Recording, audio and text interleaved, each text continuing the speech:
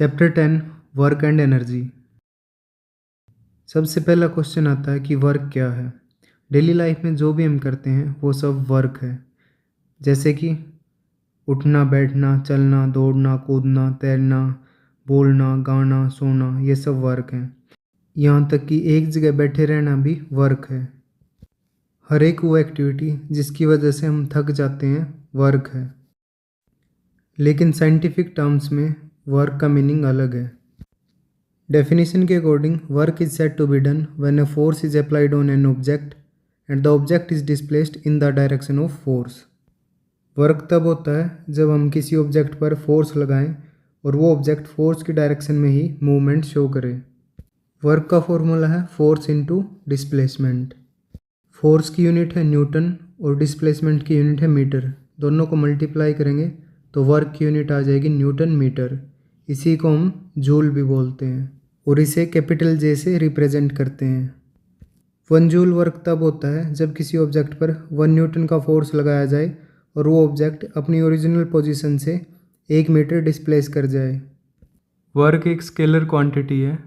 इसका magnitude positive, negative और zero हो सकता है। ऑब्जेक्ट जब फोर्स की डायरेक्शन में ही मूव करती है तो वर्क पॉजिटिव होता है।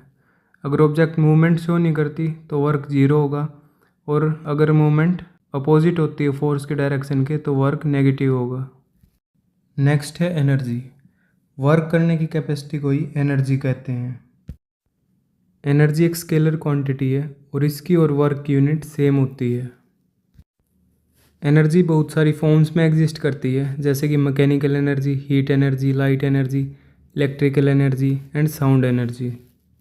इसके अलावा एनर्जी की और फॉर्म्स भी हो सकती हैं।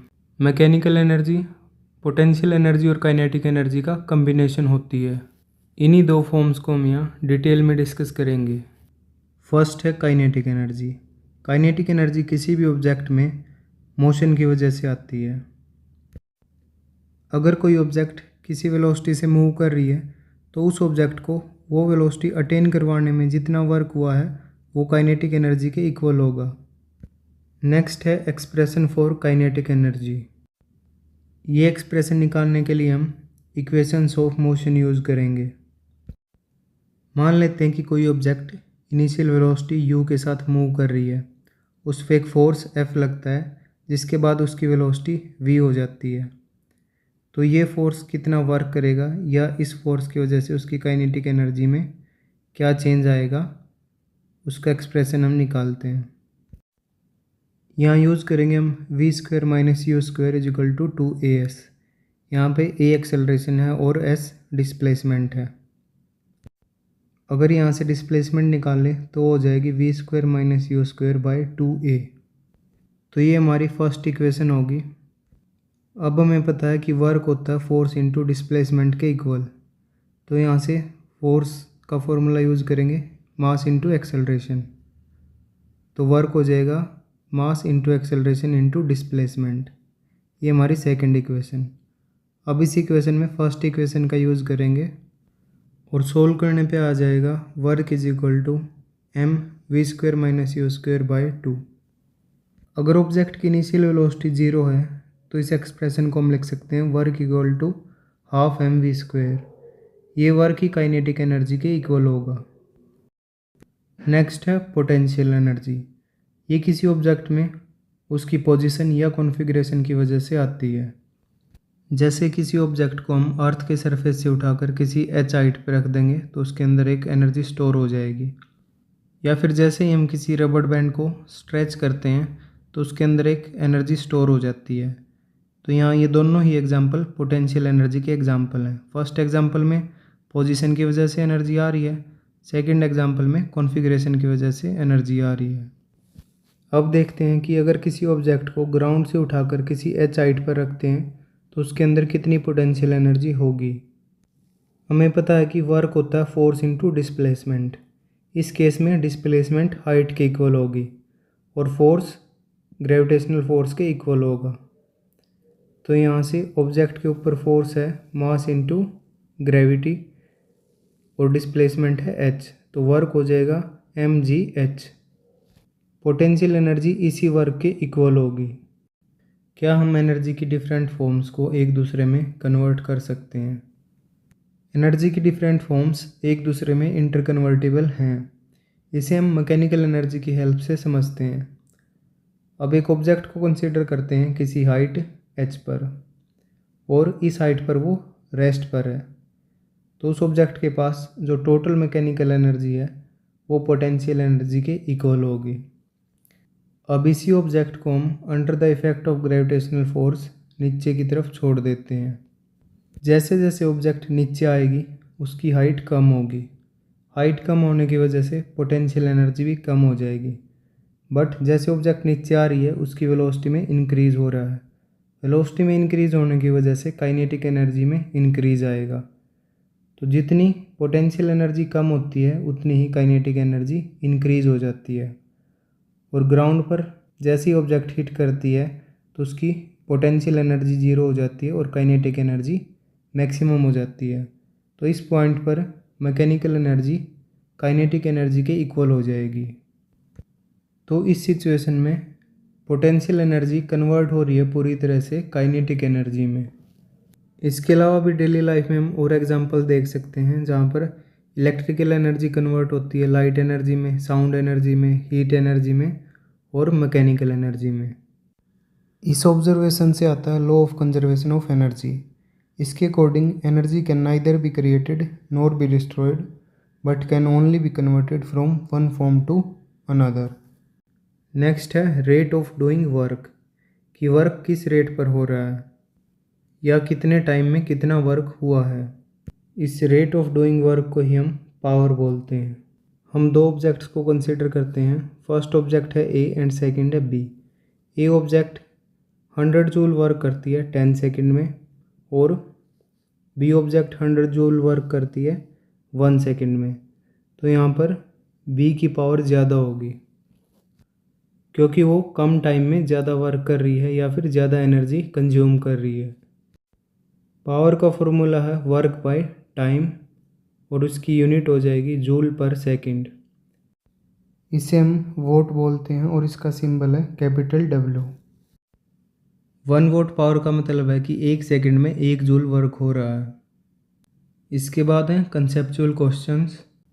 फर्स्ट है work is said to be done when force is applied and displacement occur in direction of force. Second the SI unit of work is, यहाँ पर आर्ग और जूल दोनों ही वर्क की यूनिट्स हैं, लेकिन उसने पूछा है SI सिस्टम के अकॉर्डिंग, तो SI सिस्टम के अकॉर्डिंग है आंसर जूल। अगर CGS सिस्टम में पूछा होता तो इसका आंसर हो जाता आर्ग। 1 जूल होता है 10⁻7 आर्ग्स के इक्वल। Which of following situations involve negative work? Friction force acting on a moving car. जो फ्रिक्शन फोर्स होता है वो हमेशा opposite to the motion act करता है, जिसकी वजह से इसके द्वारा किया गया वर्क नेगेटिव होता है। विच of following is a scalar quantity? Work. इसके अलावा फोर्स, डिस्प्लेसमेंट और मोमेंटम तीनों वेक्टर क्वांटिटीज़ हैं, क्योंकि इन तीनों में ही डायरेक्शन होती है और वर्क की कोई डायरेक्शन नहीं होती। If work done is zero which condition is true? No force applied, no displacement, force and displacement are perpendicular. तो इन सभी कंडीशंस में ही वर्क जीरो होता है, तो इसका आंसर हो जाएगा any of the above. Kinetic energy depends on both mass and velocity, क्योंकि काइनेटिक एनर्जी का फॉर्मूला होता है 12mv²। तो इसमें मास और वेलोसिटी दोनों आते हैं। Potential energy of a body is due to its position or configuration. The work energy theorem states work done is equal to change in kinetic energy. A man climbs up a staircase carrying a load. The work done is against. अब यहाँ पे work done actual में तो friction, gravity और air resistance तीनों के against हो रहा है, बट ऐसी सिचुएशन में हम आंसर करेंगे ग्रेविटी, क्योंकि 10th लेवल पर हम फ्रिक्शन और एयर रेजिस्टेंस को नेगलेक्ट करते हैं। तो जब तक हमें किसी ऑप्शन में फ्रिक्शन, ग्रेविटी और एयर रेजिस्टेंस एक साथ नहीं मिलते, हम इसमें ग्रेविटी को ही चूज़ करेंगे। Which has more kinetic energy if both move with the same speed. अब इस क्वेश्चन में भी जब तक हमें कार, बस या बाइसिकल का मास पता ना हो हम इसका आंसर नहीं दे सकते। लेकिन जनरल सेंस में बस का मास सबसे ज़्यादा होगा, तो काइनेटिक एनर्जी भी बस की यहाँ सबसे ज़्यादा होगी अगर सभी की स्पीड सेम है तो। अ स्ट्रेच्ड बो पोजेसेस पोटेंशियल एनर्जी ओनली, तो स्ट्रेच्ड बो में अकेली पोटेंशियल एनर्जी होती है क्योंकि इसकी वेलोसिटी नहीं होती। नेक्स्ट है unit of power is vote. Which of following is not an example of potential energy? A moving car. Rate of doing work is called power. Work done on an object is positive if force is in the direction of displacement. Mechanical energy of a body is kinetic energy plus potential energy. If the velocity of a body is doubled, its kinetic energy becomes. Kinetic energy का formula होता है half M V square. अगर v को double कर देंगे तो 2v हो जाएगा, 2v का square is equal to 4v। तो ये ओरिजिनल काइनेटिक एनर्जी के 4 टाइम्स हो जाएगी। इसके बाद है numericals. A force of 10 newton displaces a body by 5 metre in direction of force, work done is equal to. तो वर्क डन का फॉर्मूला होता है फोर्स इंटू डिस्प्लेसमेंट, तो 10 into 5 is equal to 50 joule. Next है a body of mass 2 kg is raised to height of 5 metre, potential energy gained. यहाँ पे gravity की value दे रखी है 9.8 मीटर पर सेकंड स्क्वायर। तो पोटेंशियल एनर्जी का फॉर्मूला होता है mgh 2 इंटू 5 इंटू 9.8, तो ये हो जाएगा 98 joule. A 10 kg body moving with velocity 2 metre per second has kinetic energy. Kinetic energy का फॉर्मूला है half M into V square, तो 1/2 इंटू 10 इंटू 2 का स्क्वायर, ये हो जाएगा 20 joule. How much work is done in lifting a 20 kg block to a height of 2 metre. तो यहाँ पे वर्क डन होगा पोटेंशियल एनर्जी के इक्वल। पोटेंशियल एनर्जी का फॉर्मूला है mgh 20 इंटू 10 इंटू 2, ये हो जाएगा 400 joule. Power of a machine that does 200 joule of work in 10 second. पावर होती है work by time, 200/10 equal to 20 watt. Kinetic energy of body of mass 5 kg moving with speed 4 metre per second is, तो half M V square 5 into 4 का square by 2, तो ये हो जाएगा 40 joule. If work done is 150 joule in 15 second, power is 150/15 equal to 10 watt. A force of 50 newton moves a body 2 metre in direction of force, work done is 50 into 2 equal to 100 joule. A pump lifts 100 kg of water to a height of 20 meter.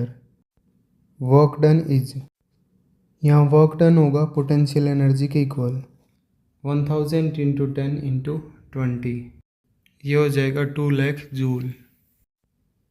In which case potential energy is negative below the surface of earth.